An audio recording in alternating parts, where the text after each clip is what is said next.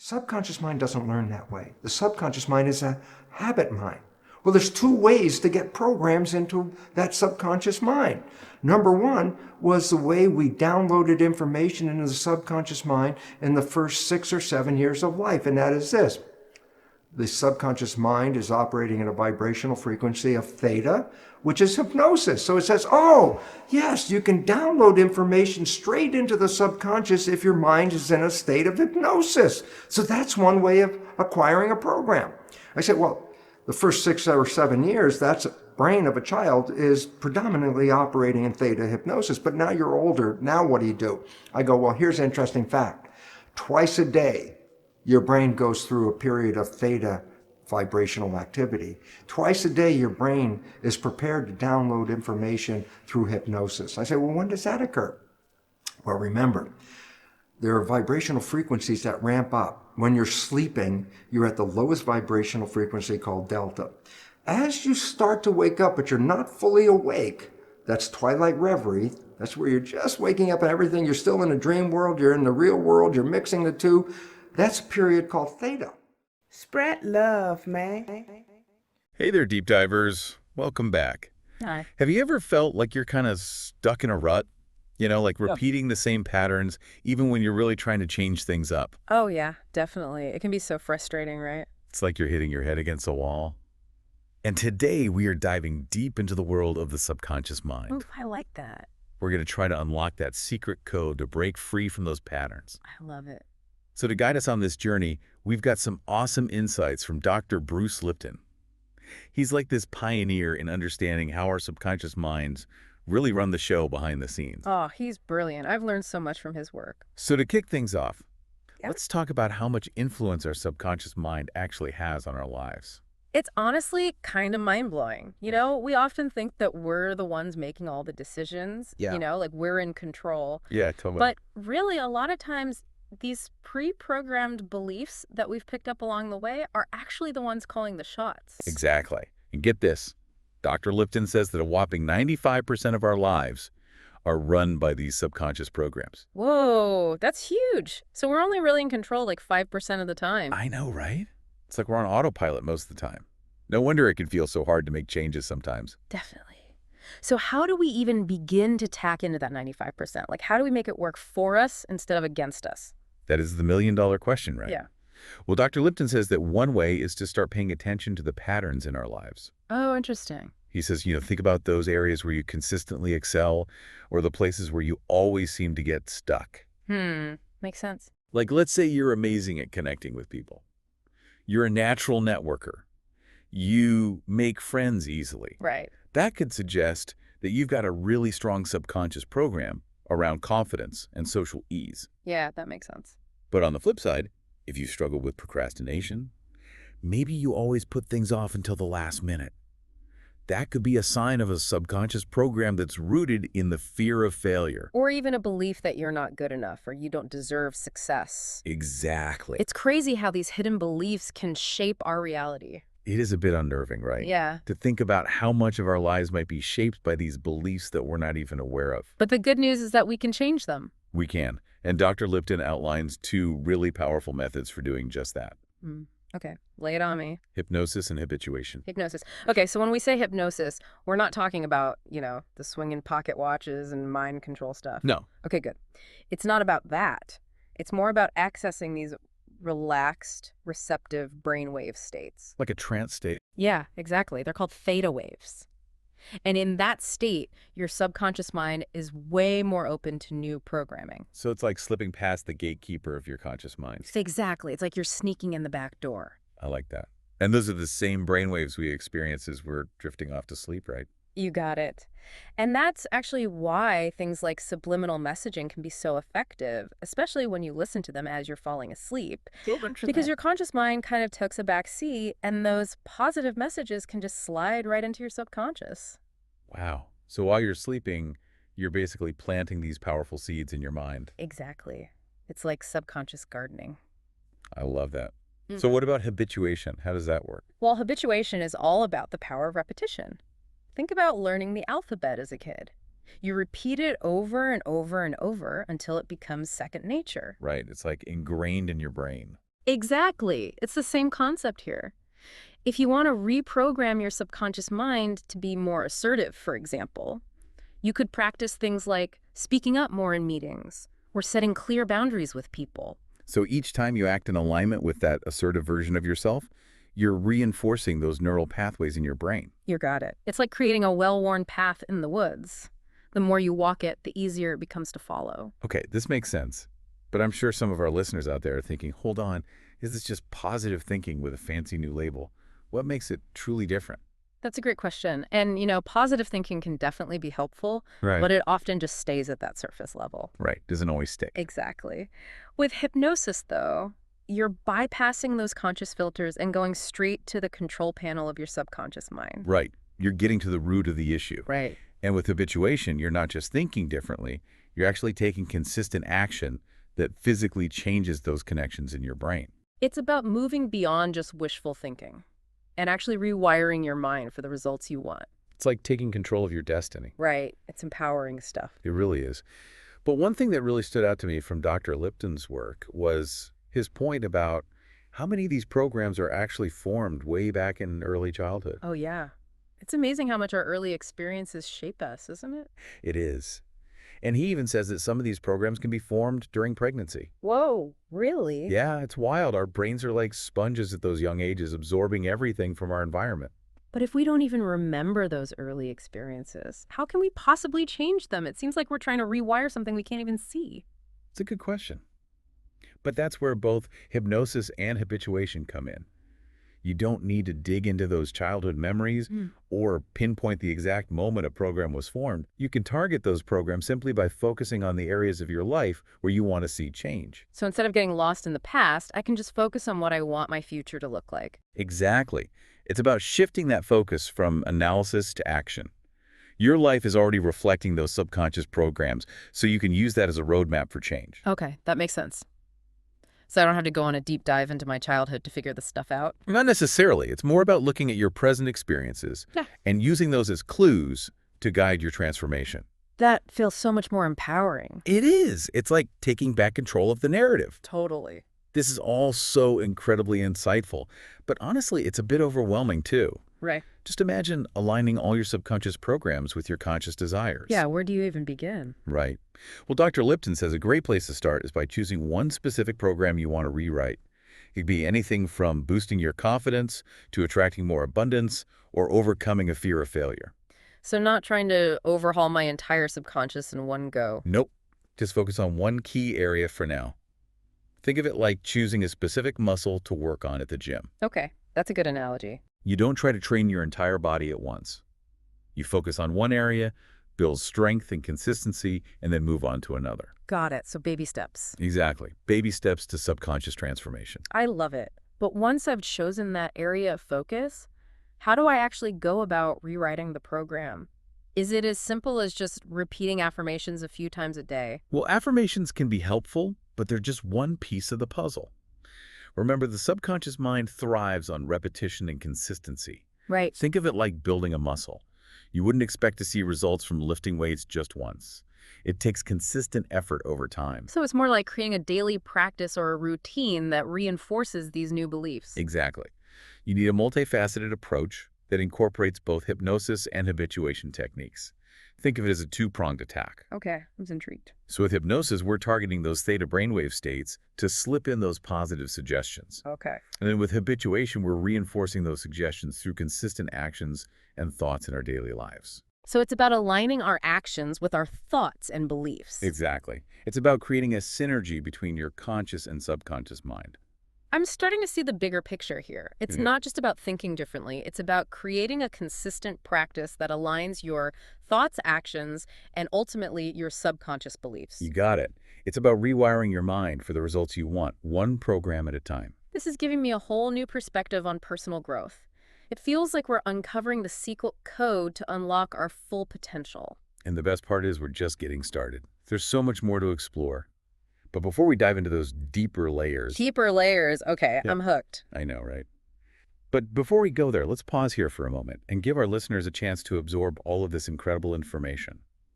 We'll be right back with part 2 of our deep dive into the subconscious mind. Can't wait.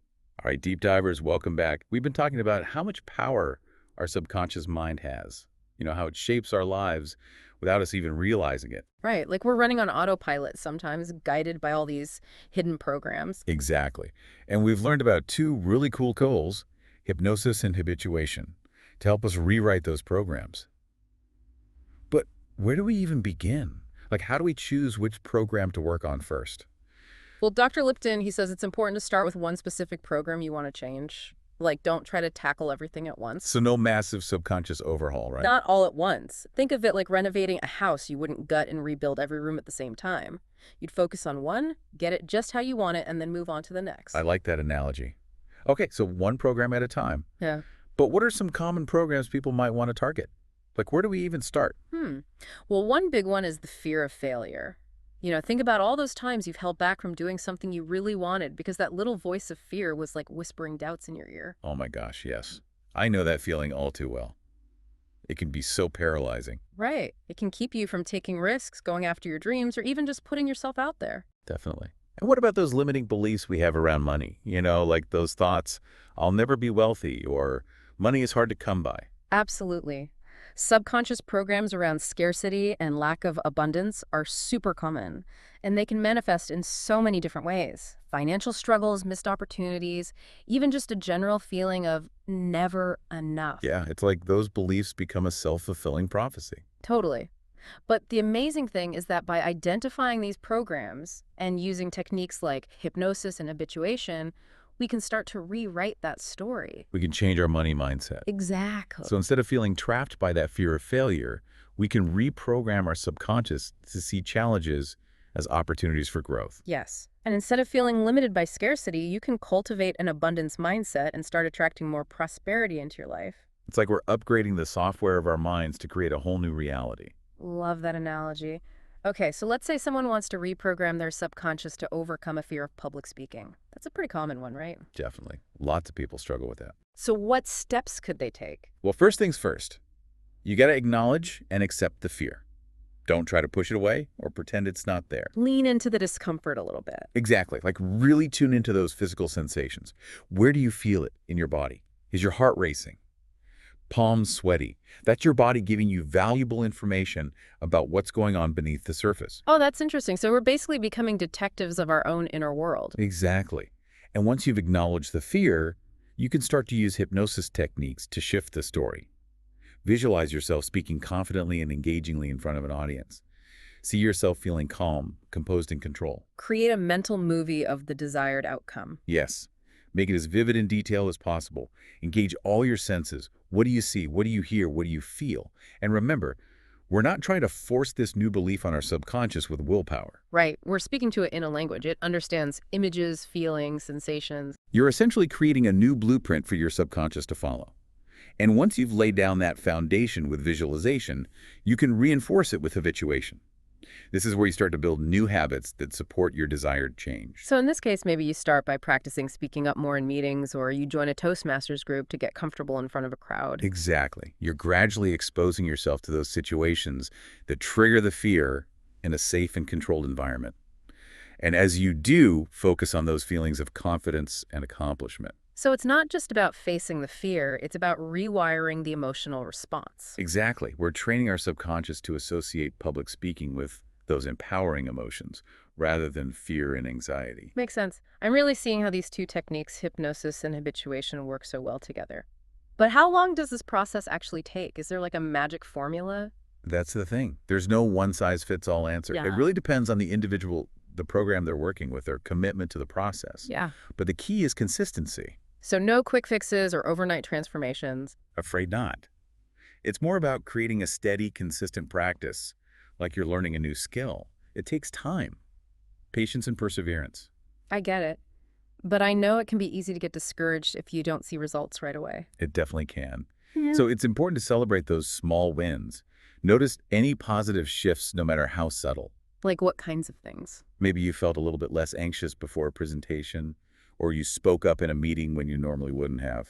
So it's about focusing on the progress, not just the end goal. Exactly. Every time you engage in those new behaviors or thought patterns, You're making progress. You're reinforcing those new neural pathways. This is encouraging. It's like we're giving ourselves permission to learn and grow at our own pace.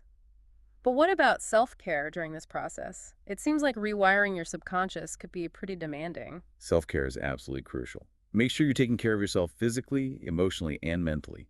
Get enough sleep, eat nourishing foods, manage stress, and do things that bring you joy. So it's not just about the mental work, it's about creating a supportive environment for change. Right. Think of it this way. If you were training for a marathon, you wouldn't neglect your physical health. You'd fuel your body with nutritious food, get enough rest, and listen to your body's signals. It's the same with reprogramming your subconscious mind. Wow, that's a great analogy. Okay, so self-care is key. But what about seeking professional support? Is it helpful to have a therapist or a coach to guide you through this process? It can be incredibly helpful, especially if you're dealing with deep-seated trauma or particularly challenging beliefs. A skilled professional can offer guidance, accountability, and support to help you navigate those complex layers. It's like having an experienced Sherpa guide you on your climb to the summit. Exactly.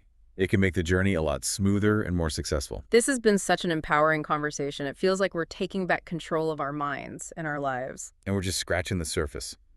There's one more incredibly powerful aspect of subconscious programming that we haven't even touched on yet. Oh, there's more. Okay, now I'm really intrigued. I know, right? We're going to dive into that in the final part of our deep dive. Can't wait. Stay tuned.